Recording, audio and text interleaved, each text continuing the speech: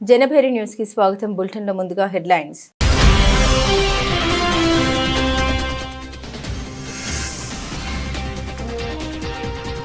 ఏపీలో 13 ఏళ్లలోపు పిల్లలకు సోషల్ మీడియా నిషేధం. సీఎం చంద్రబాబు కీలక ప్రకటన.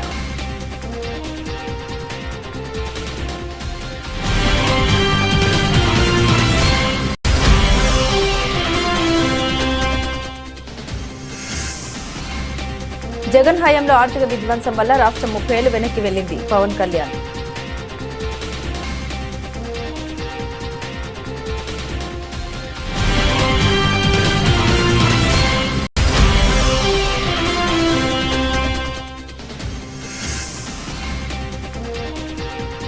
AgriGold customers agents welfare association ఆధ్వర్యంలో అగ్రిగోల్డ్ బాధితులకు న్యాయం చేయాలని కోరుతూ నిరవధిక నిరాహార దీక్షలు.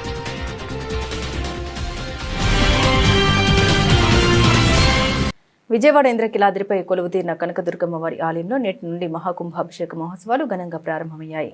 3 రోజుల పాటు కొనసాగే ఉత్సవాలకు ఆరంభ సూచికగా వివిధ నదులు, సముద్రాల నుండి తీసుకొచ్చిన పవిత్ర జల కలశాలతో శోభయాత్ర నిర్వహించారు. కన్నుల పండుగగా సాగిన ఈ శోభయాత్రలో దేవస్థాన వేద పండితులు, ఉద్యోగులు, పాలక మండలి ప్రతినిధులు పాల్గొన్నారు. ప్రతి 12 సంవత్సరాలకు ఒకసారి జరిగే ఈ మహాకుంభాభిషేకం ఉత్సవాలకు తరలివచ్చే భక్తులకు ఎలాంటి అసౌకర్యం కలగకుండా అన్ని ఏర్పాట్లు చేశామని దేవస్థాన ఈవో షీనానాయక్ తెలిపారు. ఇంద్రకీలాద్రిపై వేంచేస్తున్న శ్రీ కనకదుర్గమ్మవారి సన్నిధిలో 12 ఏళ్లకోసారి నిర్వహించే మహాకుంభాభిషేక మహోత్సవాలు అంగరంగ వైభవంగా ప్రారంభమయ్యాయి. కనకదుర్గానగర్ నుండి వివిధ నదులు, సముద్రాల నుండి సేకరించిన పవిత్ర జల కలశాలతో శోభయాత్ర నిర్వహించారు. దేవస్థాన చైర్మన్ బొర్ర రాధాకృష్ణ, ఈవో సేనా నాయక్, స్థానాచార్యులు విష్ణు భట్ల శివప్రసాద్ శర్మ, వేద పాఠశాల విద్యార్థులు కలశాలను ధరించి కనకదుర్గానగర్ నుండి ఊరేగింపుగా ఇంద్రకీలాద్రికి తరలి వెళ్లారు. రాష్ట్ర వ్యాప్తంగా పనిచేస్తున్న సమగ్ర శిక్ష, కాంట్రాక్ట్ మరియు అవుట్సోర్సింగ్ ఉద్యోగులు తమ న్యాయమైన సమస్యల్ని పరిష్కరించాలని ఆందోళన కార్యక్రమాల్లో చేపట్టామని సమగ్ర శిక్ష, కాంట్రాక్ట్ వర్కర్స్ పశ్చిమ గోదావరి జిల్లా జేఏసీ అధ్యక్షులు బాబాజీ తెలిపారు. న్యాయమైన డిమాండ్ల పరిష్కారం కోసం గత ప్రభుత్వంలో ఆందోళన చేసిన సమయంలో కూటమి నేతలు తమ ఆందోళనకు సంఘీభావం తెలిపి అధికారంలోకి రాగానే పరిష్కారం చేస్తామని హామీ ఇచ్చారని తెలిపారు. సమగ్ర శిక్ష ఉద్యోగుల సంగ్రామ సైరన్ 2.0 చలో విజయవాడ ధర్నా కార్యక్రమం నిర్వహించారు. ప్రభుత్వం తక్షణమే ఎంటీఎస్ అమలు చేయాలని జేఏసీ నేతలు ప్రభుత్వానికి వ్యతిరేకంగా నినాదాలు చేశారు. సమస్యల పరిష్కారం కోసం సమగ్ర శిక్ష ఉద్యోగులు సంగ్రామ సైరన్ 2.0 చలో విజయవాడ పేరుతో ఈరోజు విజయవాడలో ధర్నా చేపడుతున్నామని జేఏసీ నాయకులు తెలిపారు. ఈ కార్యక్రమానికి రాష్ట్రంలోని వివిధ జిల్లాల నుండి పెద్ద సంఖ్యలో సమగ్ర శిక్ష ఉద్యోగులు హాజరయ్యారని తెలిపారు. సమగ్ర శిక్ష ప్రాజెక్టులో సేవలందిస్తున్న ఉద్యోగులు తక్కువ వేతనాలు, ఉద్యోగ భద్రత లేకపోవడం, సంక్షేమ పథకాల లోపం వంటి సమస్యలు ఎదుర్కొంటున్నారని జేఏసీ నాయకులు ఆవేదన చెందారు. కూటమి ప్రభుత్వం ఎన్నికల హామీ ప్రకారం తక్షణమే అమలు చేయాలని డిమాండ్ చేశారు. నా పేరు కళ్యాణి, నేను సమగ్ర శిక్ష జేఏసీ జనరల్ సెక్రటరీని. ఈరోజు రాష్ట్ర వ్యాప్తంగా సమగ్ర శిక్ష, కాంట్రాక్ట్ అవుట్సోర్సింగ్ ఎంప్లాయీస్ ఫెడరేషన్ పిలుపు మేరకు, చెలో విజయవాడ పిలుపు మేరకు ఈరోజు అన్ని జిల్లాల నుంచి కూడా పెద్ద ఎత్తున విజయవాడ తరలి రావడం జరిగింది. ముఖ్యంగా ఈ ప్రభుత్వాన్ని మేము ఒకటే డిమాండ్ చేస్తా ఉన్నాం. గత ప్రభుత్వంలో 22 రోజులు సమ్మె చేసిన సందర్భంగా కొన్ని హామీలు ఇచ్చింది. అవి వెంటనే అమలు పరచవలసిందిగా ఈ ప్రభుత్వాన్ని డిమాండ్ చేస్తా ఉన్నాము. ఇప్పుడు ఈ కూటమి ప్రభుత్వం 20 నెలలు వచ్చినప్పటికీ కూడా 20 నెలలు అయింది వచ్చి, కానీ మేము పలుమార్లు విజ్ఞప్తి చేసి వినతులు ఇచ్చినప్పటికీ కూడా ఏ ఒక్క సమస్య కూడా పరిష్కారం కానటువంటి పరిస్థితుల్లో మేము ఈరోజు ఈ చలో విజయవాడ కార్యక్రమానికి పిలుపునిచ్చాము.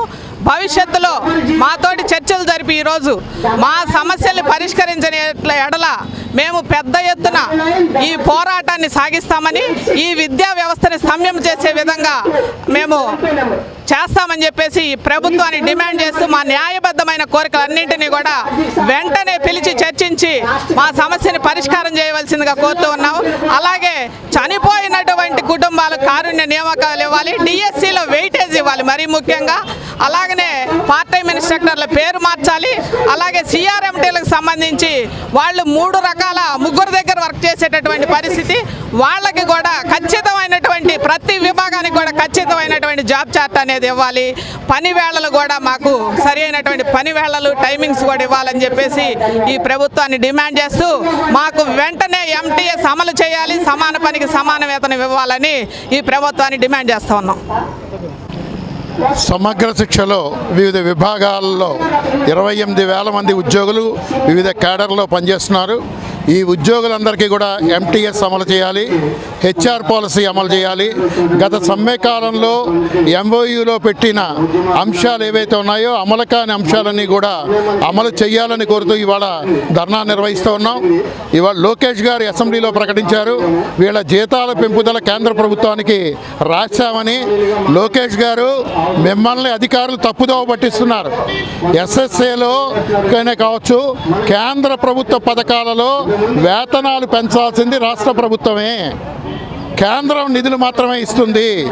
ఇది రాష్ట్రంలోనే నిర్ణయం కావాలి. అధికారులు మిమ్మల్ని పక్కదోవ పట్టిస్తే మీరు తప్పుడు మార్గంలో వెళ్ళకండి, సరైన మార్గంలో పయనించండి. ఎస్ఎస్ఐ ఉద్యోగుల వేతనాలు వెంటనే పెంచండి అని చెప్పి డిమాండ్ చేస్తూ ఉన్నాం. ఈ సమస్యలు కనుక పరిష్కారం కాకుంటే భవిష్యత్తులో పెద్ద ఎత్తున ఉద్యమించడం తప్ప మరో మార్గం లేదు. ఇది మీరు గుర్తించి సమగ్ర శిక్షా ఉద్యోగుల సమస్యలన్నింటినీ కూడా పరిష్కరించాలని చెప్పి డిమాండ్ చేస్తాం. అగ్రిగోల్డ్ బాధితులకు దశాబ్ద కాలం దాటిన న్యాయం జరగలేదని, ప్రభుత్వం మారిన వెంటనే అగ్రిగోల్డ్ బాధితులకు న్యాయం చేస్తామంటూ ప్రగల్భాలు పలికిన ఏ ఒక్క ప్రభుత్వం అగ్రిగోల్డ్ బాధితులకు న్యాయం చేయలేకపోయిందని ఏపీ ప్రత్యేక హోదా విభజన హామీల సాధన సమితి అధ్యక్షులు Chalasani Srinivas, AgriGold customers and agents welfare association నాయకులు ముప్పల్ల నాగేశ్వరరావు విమర్శలు గుప్పించారు. అగ్రిగోల్డ్ బాధితులకు రాష్ట్ర ప్రభుత్వం వెంటనే న్యాయం చేయాలని, లేని పక్షంలో ఆందోళన మరింత ఉధృతం చేస్తామని స్పష్టం చేశారు. AgriGold customers agents welfare association ఆధ్వర్యంలో అగ్రిగోల్డ్ బాధితులకు న్యాయం చేయాలని కోరుతూ నిరవధిక నిరాహార దీక్షలు విజయవాడ ధర్నా చౌక్ లో జరుగుతున్న సంగతి తెలిసిందే. ఈ నిరవధిక నిరాహార దీక్షలో ఏపీ ప్రత్యేక హోదా విభజన హామీల సాధన సమితి అధ్యక్షులు Chalasani Srinivas, AgriGold customers and agents welfare association నాయకులు ముప్పల్ల నాగేశ్వరరావు పాల్గొని మాట్లాడారు. అగ్రిగోల్డ్ బాధితులకు దశాబ్ద కాలం దాటినా న్యాయం జరగలేదని, ప్రభుత్వం మారిన వెంటనే అగ్రిగోల్డ్ బాధితులకు న్యాయం చేస్తామంటూ ప్రగల్భాలు పలికిన ఏ ఒక్క ప్రభుత్వం అగ్రిగోల్డ్ బాధితులకు న్యాయం చేయలేకపోయిందని విమర్శలు గుప్పించారు. మీడియా మిత్రులకు నమస్కారం. అగ్రిగోల్డ్ సమస్య గత 12 సంవత్సరాల కాలంగా రాష్ట్ర ప్రభుత్వాల దృష్టికి తీసుకెళ్ళడం జరిగింది. దాదాపు 24,000 ఎకరాలు ప్రభుత్వం అటాచ్ చేసిన భూములు ఉన్నాయి. 1,00,000కు పైగా చదరపు గజాల ఖరీదైన పట్టణ భూములు ఉన్నాయి. హాయ్లాండ్, యారాడ లాంటి ప్రత్యేకమైనటువంటి కేంద్రాలు ఉన్నాయి. ఎలక్ట్రిసిటీ పవర్ ప్లాంట్లు ఉన్నాయి. బట్టల వ్యాపారం ఉంది. ఇలాంటి వ్యాపారాలతో 5 లక్షల పెట్టుబడి 7,500 కోట్లతో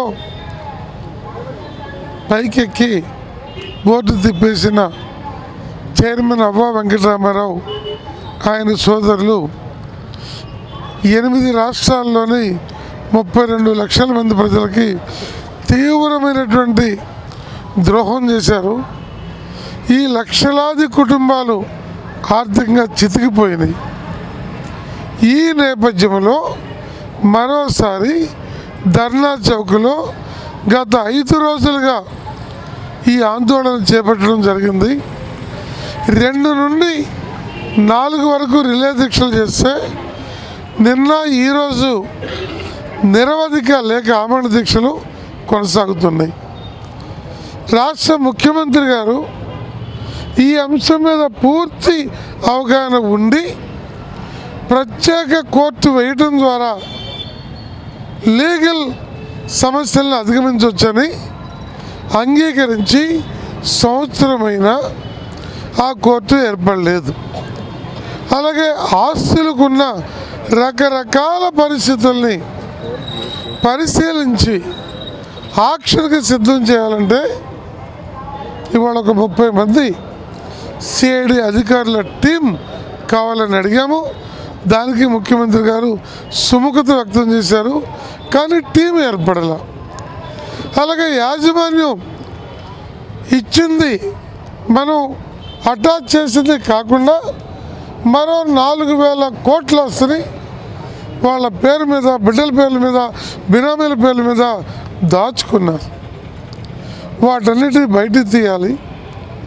కంపెనీ ఆ రోజు 25 కోట్లు, ఈరోజు 40,000 కోట్లు తమ ఆస్తి ఉందని చెబుతున్నారు. అన్ని వేల కోట్ల ఆస్తి ఉందని యాజమాన్యం చెప్పిన తర్వాత ప్రభుత్వం వాళ్ళని నెగ్గదీసి నెలేసి శిక్షించి ఆ ఆస్తి మొత్తాన్ని ప్రభుత్వం స్వాధీనం చేసుకోవాలి కదా.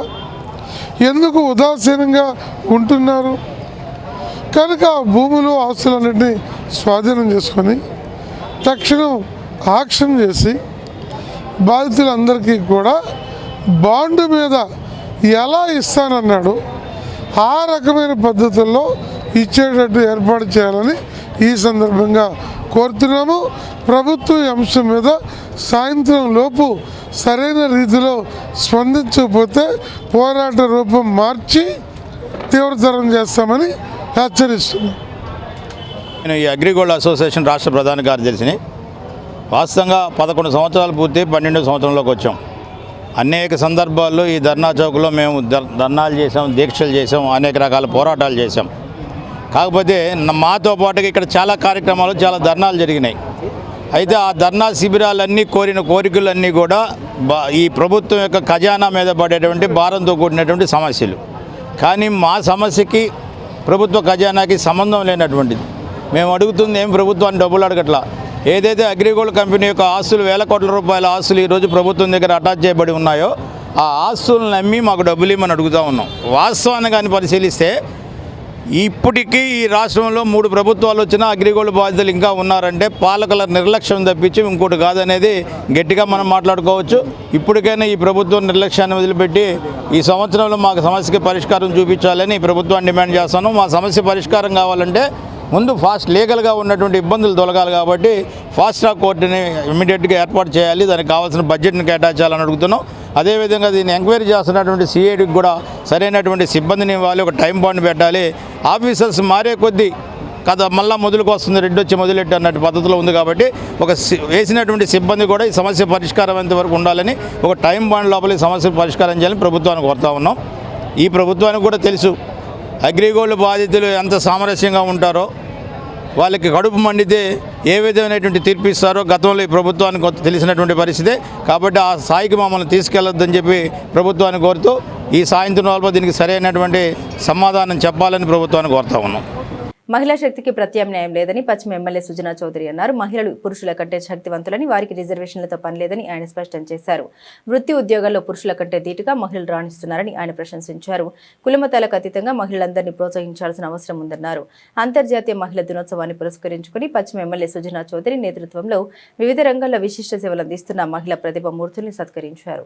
భవానీ ద్వీపంలో జరిగిన ఈ కార్యక్రమంలో పాల్గొన్న ఎమ్మెల్యే సుజనా చౌదరి పలువురు మహిళా జర్నలిస్టులతో పాటుగా మహిళా పోలీసులు, మహిళా ఆటో కార్మికులు, ఇంకా వివిధ వృత్తి ఉద్యోగాలు రాణిస్తున్న మహిళల్ని సత్కరించారు. ఈ కార్యక్రమంలో Dudekula corporation chairman K Nagulameera, జిల్లా వైద్య ఆరోగ్య శాఖ అధికారిని డాక్టర్ సుహాసిని, పలువురు మహిళా ప్రముఖులు పాల్గొన్నారు. ముందుగానే అంతర్జాతీయ మహిళా దినోత్సవ శుభాకాంక్షలు తెలియజేస్తున్నాను. ఈరోజు గౌరవ ఎమ్మెల్యే గారి ఆధ్వర్యంలో వెస్ట్ కాన్స్టిట్యున్సీలో మహిళా దినోత్సవం ఆచరించడం జరిగింది.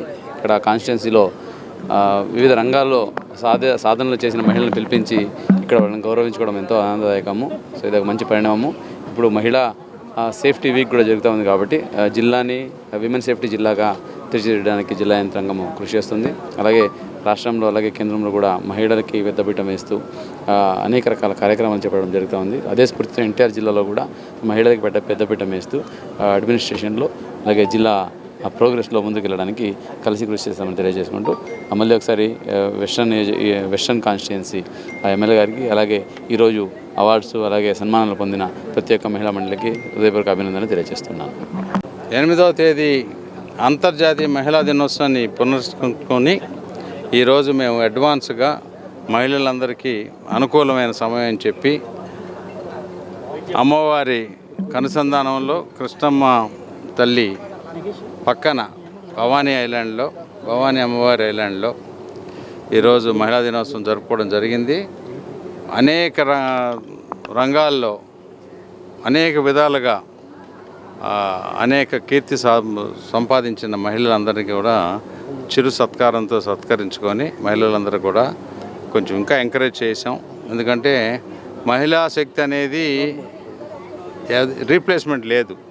దానికి అనుగుణంగా మహిళలందరికీ కూడా ఇంకా బాగా పైకి రావాలని చెప్పి అభివృద్ధిలో ఉండాలని చెప్పి భారతదేశ రాష్ట్ర మరియు దేశం కూడా అభివృద్ధిలోకి మహిళలకే ఎక్కువగా పాల్గొనాలని చెప్పి మానవ వాళ్ళు 50% మహిళలు కాబట్టి ప్రతి దాంట్లో కూడా 50% వాళ్ళు కూడా ముందుకు వచ్చి రాజకీయాల్లో కూడా రావాలని చెప్పి నేను ఒక సందేశం ఇవ్వడం జరిగింది.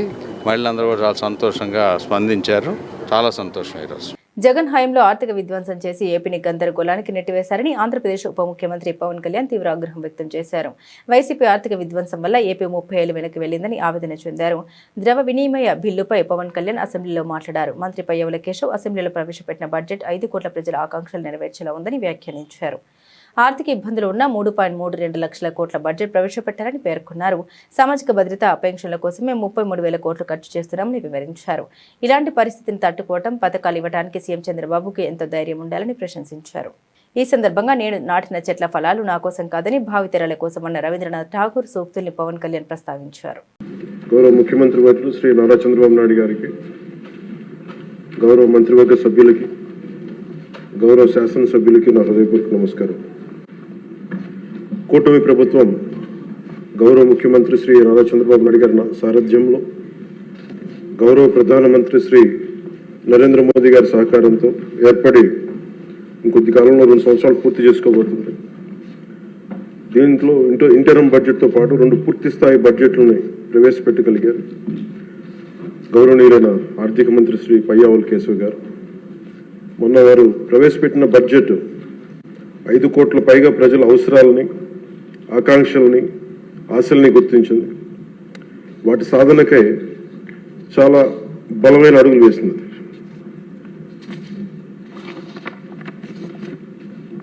పర్టికులర్ ఇది మనకున్న ఆర్థిక పరిస్థితులు కానీ, 2014 రాష్ట్ర విభజన జరిగినప్పటి నుంచి కానీ, 2019 నుంచి 24 వరకు ఒక అరాచకమైన అనిశ్చితితో కూడిన ప్రభుత్వం కానీ, ఈ కేయాటిక్ ఇలాంటి గందరగోళం మధ్యలో, ఇంత అవకతవకల మధ్యలో కూడా చాలా 3,32,205 కోట్లతో బడ్జెట్ చాలా చాలా ఉన్న పరిమితమైన వనరుల్ని,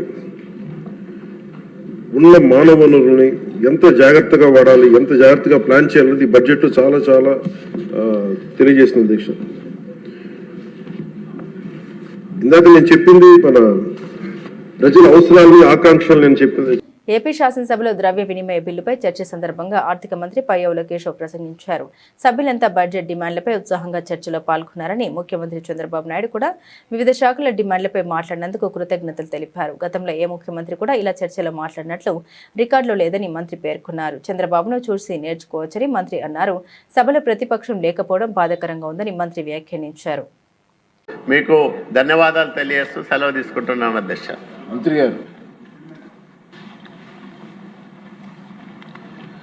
ధన్యవాదాలు అధ్యక్ష. బడ్జెట్ ప్రక్రియలో ఫైనల్ చివరి అంశం అప్రాపరేషన్ బిల్ అధ్యక్ష. గత 17 రోజులుగా సభలో అనేక అంశాల మీద, అనేక పద్దుల మీద, అనేక శాఖలకు సంబంధించినటువంటి పద్దుల మీద చర్చలు జరిపిన అనంతరం ఇవాళ చివరి దశకు తీసుకొచ్చాం అధ్యక్ష. ఈ డిస్కషన్ జరిగినటువంటి తీరు నిజంగా చాలా ఆనందాన్ని ఇస్తుంది అధ్యక్ష.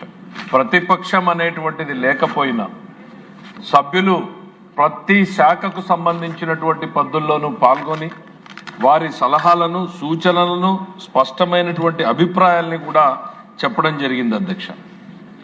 చెప్తూ వాళ్ళ పార్టిసిపేషన్ చాలా ఎంతూజియాస్టిక్గా, కొత్తగా వచ్చినటువంటి సభ్యులు కూడా ప్రతి శాఖ పద్దుల్లోనూ కూడా పార్టిసిపేట్ ఒక ఎత్తు అయితే అధ్యక్ష, అన్నింటికీ మించి సాక్షాత్తు ముఖ్యమంత్రి గారు శాఖలకు సంబంధించినటువంటి పద్దుల్లో కూడా పాల్గొని తన కాంట్రిబ్యూషన్, తన డైరెక్షన్ ఇవ్వడం అనేటువంటిది నాకు తెలిసి ఈ మోడర్న్ ఈ 80వ దశకం నుంచి నేను చూస్తున్నప్పటి నుంచి ఎప్పుడు కూడా కనపడలేదు అధ్యక్ష. నాకు అంతకుముందు 70 నుంచి కూడా నేను పుస్తకాలు చదివాను, కానీ అప్పుడు కూడా ముఖ్యమంత్రి గారు ఎప్పుడు కూడా డిమాండ్స్లో పార్టిసిపేట్ చేసిన సందర్భాలు కనపడలేదు. అయితే స్టాల్వార్ట్ లీడర్స్, స్వాతంత్ర పోరాటం చేసిన వ్యక్తులు కూడా ప్రతి ఒక్కరూ డిమాండ్. రాష్ట్రంలో 13 ఏళ్లలోపు వారికి సామాజిక మాధ్యమాల్ని బ్యాన్ చేసే అంశంపై చర్చిస్తున్నామని ఏపీ శాసనసభలో ముఖ్యమంత్రి చంద్రబాబు తెలిపారు.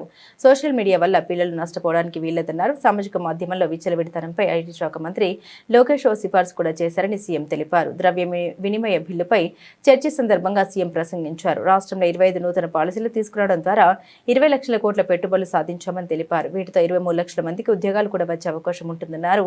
పర్యాటక రంగానికి పారిశ్రామిక హోదా ఇచ్చి ప్రోత్సహిస్తున్నామని సీఎం తెలిపారు. సెలవు తీసుకుంటున్నా అధ్యక్ష.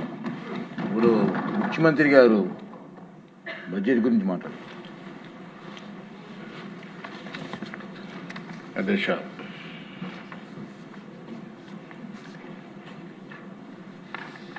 ఈరోజు బడ్జెట్ సమావేశాలన్నీ కూడా దగ్గర 15 రోజులు మనం చర్చలు చేశాం. ఎప్పుడు కూడా అధ్యక్ష, అసెంబ్లీ అనేది ఒక పవిత్రమైన దేవాలయం. మనం ఇక్కడ మాట్లాడేది 4 గోడల మధ్య కాదు, రాష్ట్రంలో ఉండే 5 కోట్ల ప్రజల భవిష్యత్తు గురించి మనం చర్చిస్తున్నాం. ఈరోజు మనం తీసుకునే నిర్ణయం భావితరాల భవిష్యత్తు నిర్ణయిస్తుంది. అందుకే అనేక నిర్ణయాలు మీరు ఒకసారి చూస్తే అధ్యక్ష, చరిత్రలో చిరస్థాయిగా మిగిలిపోయే విధంగా ఆనాటి పాలకులు కానీ ఈరోజు మనం తీసుకున్న నిర్ణయాలు ఉంటాయని చెప్పి తెలియజేస్తున్నా. అలాంటి సమస్యల పరిష్కారానికి నేను ఎప్పుడూ చెప్తాను, ఇక్కడేదో మనం అపోజిషన్ పార్టీని దృష్టిలో పెట్టుకొని పనిచేయొద్దండి. 5 కోట్ల మంది ప్రజలను దృష్టిలో పెట్టుకొని మనం పనిచేయాల్సిన అవసరం ఉంది. ప్రజలకు జవాబుదారితనంగా అసెంబ్లీ ఎప్పుడూ ఉండాలనేది మనందరి ఆకాంక్షగా ఉండాల్సిన అవసరం ఉంది. ఈరోజు ఈ సమావేశంలో ప్రభుత్వం చేసింది చెప్పాం, చేయబోయేది కూడా వివరించాం, పారదర్శకత పాటించడం కోసం ముందుకు పోతున్నాం. ఇది మాట్లాడే ముందు అధ్యక్ష, నేను ఒక విషయం చెప్పాలి. పదే పదే మనం గుర్తు కూడా చేసుకోవాల్సిన అవసరం ఉంది. ఆంధ్రప్రదేశ్ రాష్ట్రానికి ఒక ప్రత్యేకత. 2014లో విభజన జరిగింది. విభజన జరిగినప్పుడు దీనివల్ల రాష్ట్రం పూర్తిగా నష్టపోయింది. ఆదాయం వచ్చే హైదరాబాద్, తెలంగాణకు వెళ్ళడం, రాజధాని లేని రాష్ట్రంగా ఇక్కడి నుంచి ప్రారంభించడం, 5 సంవత్సరాలు ఆ రోజు కూడా అధ్యక్ష ఏదైతే ఈ సభ ఉందో 1 సంవత్సరం లోపల ఈ సభను కట్టాం. గత 5 సంవత్సరాల కాలంలో ప్రజలు ఇచ్చిన ఫిర్యాదులు, సమస్యల్ని స్థానిక ఎమ్మెల్యేలు, మంత్రులు, కార్పొరేషన్ అధికారులు సరైన విధంగా పట్టించుకునే పరిస్థితి ఉండేదని టీడీపీ యువ నాయకులు బోండా సిద్ధార్థ గుర్తు చేశారు. కూటమి ప్రభుత్వం ఘన విజయం సాధించి అధికారంలోకి వచ్చిన అనంతరం ప్రజా సమస్యల్ని ప్రాధాన్యతగా తీసుకుని వాటి పరిష్కారానికి కట్టుబడి పనిచేస్తోందన్నారు. సింగ్ నగర్లోని సెంట్రల్ నియోజకవర్గ ఎమ్మెల్యే కార్యాలయంలో నిర్వహించిన ప్రజా దర్బార్ కార్యక్రమం ప్రజల విశేష స్పందనతో విజయవంతంగా జరిగింది. ప్రభుత్వ సెంట్రల్ నియోజకవర్గ శాసనసభ్యులు బోండా ఉమా మహేశ్వరరావు మార్గదర్శకత్వంలో నిర్వహించిన ఈ కార్యక్రమంలో తెలుగుదేశం పార్టీ యువ నాయకులు బోండా సిద్ధార్థ పాల్గొని మాట్లాడారు. గత 5 సంవత్సరాల కాలంలో ప్రజలు ఇచ్చిన ఫిర్యాదులు, సమస్యల్ని స్థానిక ఎమ్మెల్యేలు, మంత్రులు, కార్పొరేషన్ అధికారులు సరైన విధంగా పట్టించుకునే పరిస్థితి ఉండేదని గుర్తు చేశారు. ప్రజలు స్పష్టంగా గుర్తించి 2024 ఎన్నికల్లో తీర్పు ఇచ్చారని తెలిపారు. ప్రజా సమస్యల పరిష్కారం కోసం స్వతంత్ర భారతదేశంలో ఏ ఒక్క రాష్ట్రంలో లేనటువంటి విధంగా 47 సంవత్సరాల రాజకీయ అనుభవం కలిగి 4 టర్మ్స్ ఉమ్మడి ఆంధ్రప్రదేశ్ కానీ నవ్యాంధ్రప్రదేశ్ కానీ ముఖ్యమంత్రిగా ఉన్నటువంటి నారా చంద్రబాబు నాయుడు గారి నేతృత్వంలో ప్రజా దర్బారుని నవ్యాంధ్రప్రదేశ్లో ఏర్పాటు చేసి 175 నియోజకవర్గాల్లో కూడా యుద్ధ ప్రాతిపదిక మీద ఆ సమస్యలను ఇవ్వంగానే P4కి సంబంధించినటువంటి అధికారులందరినీ కూడా ఎమ్మెల్యే గారు, ఎంపీ గారి సమక్షంలో పెట్టుకుని సమస్యల పరిష్కారం చేసేటువంటి ఆనవాయితీని గత 6 నెలల మట్టి విస్తృత స్థాయిలో నవ్యాంధ్రప్రదేశ్లో జరుగుతుంది.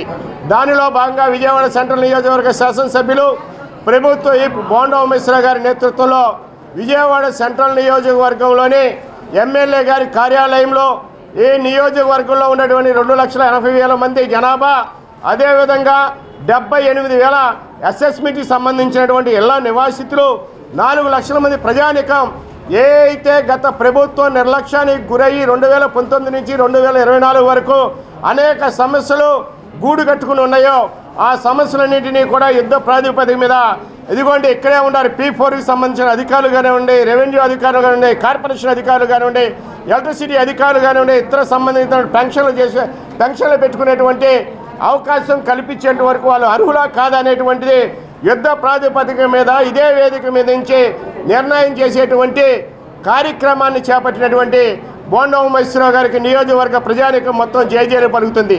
ప్రతి శుక్రవారం నాడు ఈ కార్యాలయంలో నిర్వహించేటువంటి ప్రజా దర్బార్లో అనేక వందల మంది గత 5 సంవత్సరాలు ఏదైతే కాలయాపన చేస్తూ ప్రభుత్వం ప్రజా సమస్యలను ఏమాత్రం కూడా పట్టించుకోకుండా ప్రజలు ఇచ్చేటువంటి ఒక గ్రీవియన్సెస్ని స్థానికంగా ఉన్నటువంటి ఎమ్మెల్యేలు కానీ, మంత్రులు కానీ, కార్పొరేషన్ కానీ ఏమాత్రం కూడా పట్టించుకునే పరిస్థితుల్లో ప్రజా వ్యతిరేకం అనేది ఏ విధంగా ఉంటుందనేది 2024 ఎన్నికల్లో మనందరం కూడా చూసాం.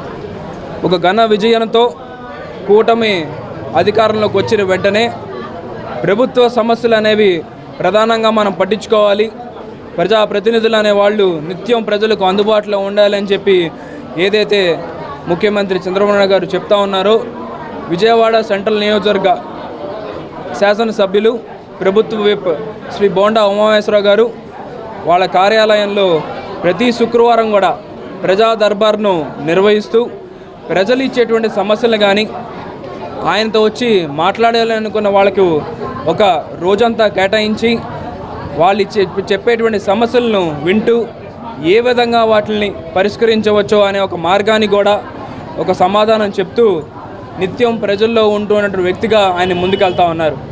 ఏదైతే శాసనసభ్యులుగా ఆయన అసెంబ్లీకి వెళ్ళని పరిస్థితుల్లో ప్రజా దర్బార్ను ఇక్కడ ఆపకుండా ఇక్కడ ప్రజలు వచ్చేటువంటి ప్రజలకు వాళ్ళ సమస్యలు వినాలన్న ఒక ఉద్దేశంతో ఇక్కడికి మా ఆఫీస్ స్టాఫ్ కానీ మేము కానీ వచ్చి ప్రజలు ఇచ్చేటువంటి వినపత్రంలో ప్రతి ఒక్కరిని కూడా గమనిస్తూ వాటికి సరైన మార్గంలో పరిష్కరించే విధంగా ఎమ్మెల్యే గారి దృష్టికి తీసుకెళ్తామని వాళ్ళందరికీ కూడా చెప్తూ ముందుకెళ్తా ఉన్నాం. ప్రజలందరూ కూడా ఒక ఆనందాన్ని వ్యక్తం చేస్తూ ఉన్నారు. ఎందుకనంటే గతంలో అయితే మనం చూసుకున్నట్టయితే అసలు సమస్య వినేటువంటి నాదుడు కూడా లేనటువంటి పరిస్థితి.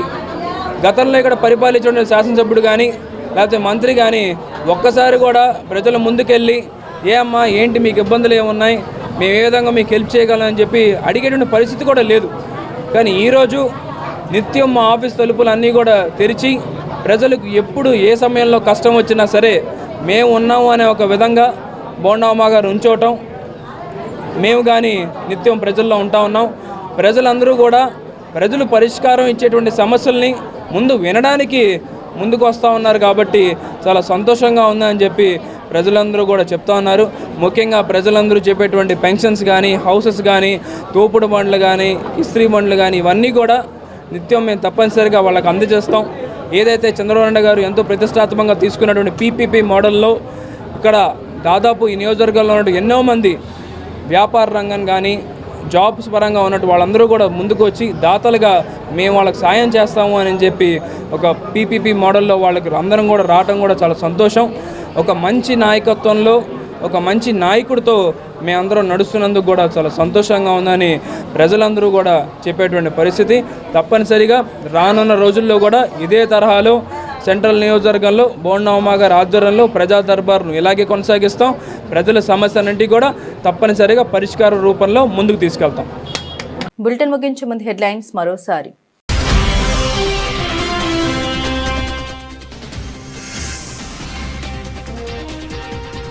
ఏపీలో 13 ఏళ్లలోపు పిల్లలకు సోషల్ మీడియా నిషేధం. సీఎం చంద్రబాబు కీలక ప్రకటన.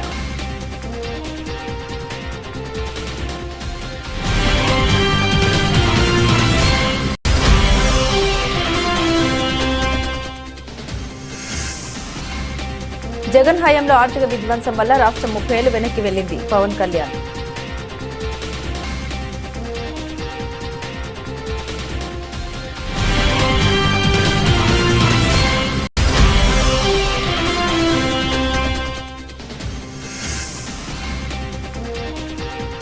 AgriGold customers agents welfare association ఆధ్వర్యంలో అగ్రిగోల్డ్ బాధితులకు న్యాయం చేయాలని కోరుతూ నిరవధిక నిరాహార దీక్షలు.